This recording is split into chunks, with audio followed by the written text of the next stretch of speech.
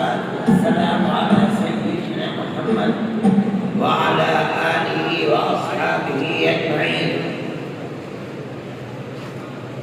محترم حضرات، جمعیت علماء کے ورکرز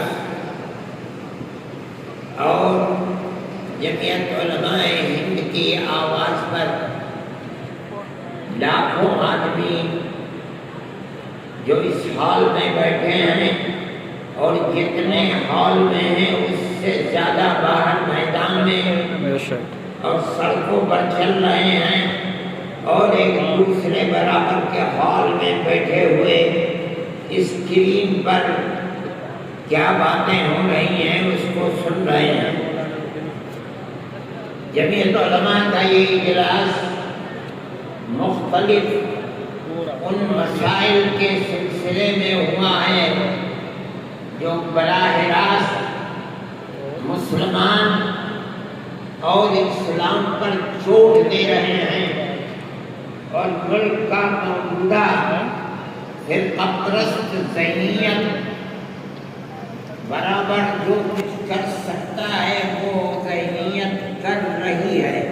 لیکن اس وقت سب سے بڑا مسئلہ وقف ترمیمی بل کا ہے. میرا یہ جی چاہتا تھا کہ اس سلسلے میں حکومت جن بیساکھیوں پر چل رہی ہے، بہار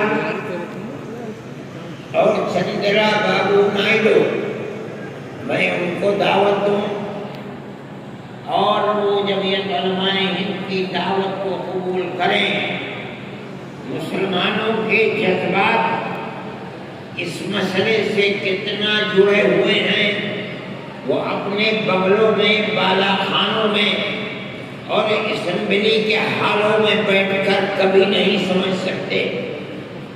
اگر وہ عبرت اور نصیحت لے سکتے ہیں تو آج مسلمانوں کا یہ جم غفیر انہیں بتا سکتا ہے کہ وقف ترمیمی بل اور جو حالات ملک میں پیش آ رہے ہیں، مسلمان کا دل و دماغ کیا سوچ رہا ہے اور کس طرح ان حالات کو اپنی آنکھوں سے دیکھ رہا ہے. مگر یہ بات نہیں ہو سکتی.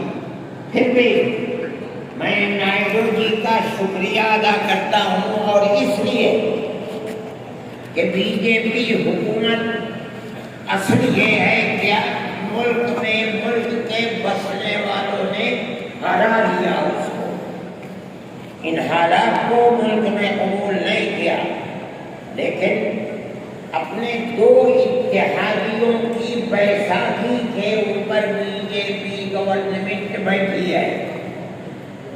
ان میں بڑی مضبوط بیساکھی چندرا بابو کی ہے اور ایک بہار کے اندر ہے. میں نے دعوت نامہ بھیجا لیکن انہوں نے معذرت کر دی، لیکن اپنی پارٹی کے نائب صدر نواب جان صاحب کو بھیجا یہاں. میں اسے بھی بہت بہترین نظر سے دیکھتا ہوں. میں سمجھتا ہوں کہ مسلمانوں کے جذبات کو ادھر سے لے کر ادھر تک یہ جم غفیر اپنے دل کی آواز گویا کہ دل کو نکال کر دکھلا رہا ہے. ترجمانی یہ جا کر کے کریں گے، اس لیے کہ جب تک ہمارا ماننا یہ ہے کہ اگر کوئی آگ لگتی ہے مسلمانوں کے جذبات پر، اگر وہ ترمیمی بل پر آگ لگتی ہے تو جو بیساکھی جس پر وقت چل رہا ہے اس کی ذمہ داری اتنی ہی اس پر بھی پڑے گی جتنی ذمہ داری مرکز میں بیٹھی ہوئی طاقت پر پڑے گی. میں ان کے تشریف آوری پر شکریہ ادا کرتا ہوں اور میں سمجھتا ہوں کہ مسلمان کے یہ جذبات وہاں تک پہنچیں گے. اور جمعیت علماء نے یہ وہاں کی جمعیت کے ذمہ دار بیٹھے ہوئے ہیں۔ ہم نے طے کیا ہے کہ ہم اس مہینے کے آخر میں یا دسمبر کے شروع میں کیا کریں گے، 1 دسمبر یا 15 دسمبر کو ہم وہاں کی جمعیت علماء کی طرف سے کڑپا میں جو چندرا بابو نائیڈو کا وطن ہے، ہم وہاں انشاءاللہ 5 لاکھ مسلمانوں کو جمع کریں گے، اپنے دین کے احساس کو ان کے سامنے رکھیں گے۔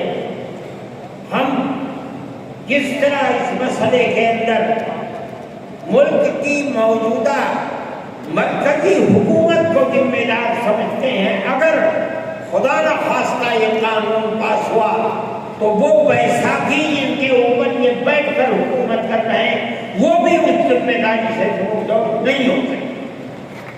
میں اپنے ان جذبات کے ساتھ نواب جان صاحب کا خیر مقدم کرتا ہوں۔ یہ نائیڈو جی کے نائب ہی سمجھیے، ان کی پارٹی کے نائب ہیں، اور مولانا خالد صاحب مسلم پرسنل لا بورڈ کے صدر ہیں، مولانا کا تعلق بھی تشریف رکھتے ہیں۔ ان تمام مسائل سے ہے جو مذہبی مسائل ہیں اور مسلمانوں کے خلاف اٹھائے جاتے ہیں۔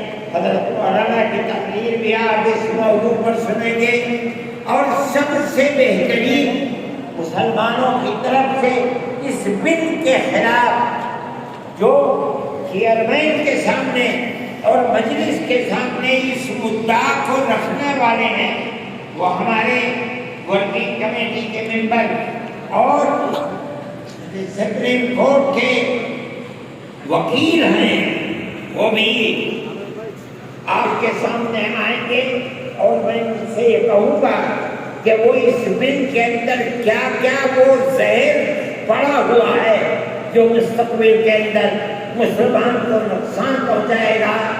ایوبی صاحب، فضیل ایوبی صاحب، میں ان سے بھی کہوں گا کہ وہ آدھے گھنٹے کے اندر اپنی بات کو تمام لوگوں کے سامنے پیش کریں تاکہ یہ سمجھا جا سکے کہ اس بل کے اندر کیا زہر ملا ہوا ہے۔ اور حضرت مولانا بھی اس سلسلے میں بولیں گے۔ میں ایوب جان صاحب سے بھی کہوں گا کہ وہ بھی اس وقت نکالیں اور پروگرام کے اندر اپنے جذبات کو پیش کریں۔ انشاءاللہ ایسا پروگرام میں ترتیب آپ کے سامنے پیش کیے جائیں گے۔ اب میں اس کا